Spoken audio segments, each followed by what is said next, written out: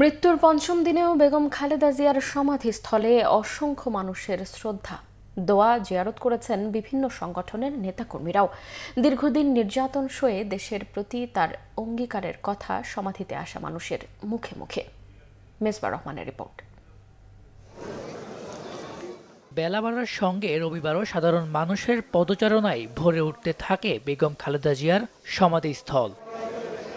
শীতের তীব্রতা হার মেনেছে দুহাত তুলে মোনাজাত করা মানুষের কাছে। জানাজায় অংশ নিতে না পারলেও কবর জিয়ারতের মাধ্যমে শোক জানানোর চেষ্টা অনেকের। আমি অস্ট্রেলিয়া থেকে আসছি। আমি আসছি এখানে খালেদা জিয়ার লাস্ট রেসপেক্ট দিতে। একজন ইম্পর্টেন্ট মানুষ ছিল দেশে, প্রথম ফিমেল প্রাইম মিনিস্টার আমাদের দেশে। ওনার প্রতি আমরা অনেক অনেক কৃতজ্ঞ, উনি আমাদের জন্য যা করেছেন।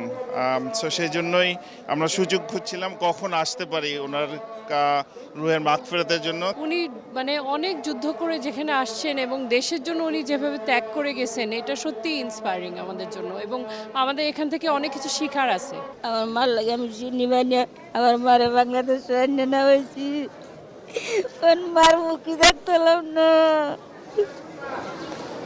খালেদা জিয়ার মৃত্যুতে গোটা দেশ নয়, পুরো এশিয়াতে একজন নারী নেতৃত্ব হারিয়েছেন বলে জানান সমাধিস্থলে আসা অনেকেই। বেগম জিয়ার কবরে শ্রদ্ধা জানান বিভিন্ন আসনে বিএনপি মনোনীত প্রার্থীরাও।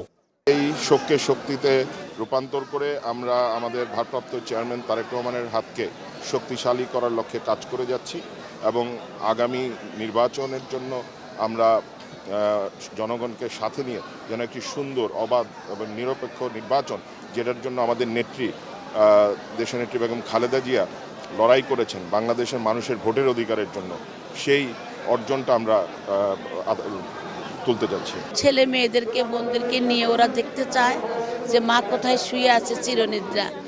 আজীবনের জন্য মা না ফেরার দেশে চলে গেছেন, তাই আমরা একটু আসি। সমাধিস্থলে মানুষের ভিড় বলে দিচ্ছে সময় গড়লেও মানুষের হৃদয় অম্লান হয়ে থাকবে খালেদা জিয়ার স্মৃতি।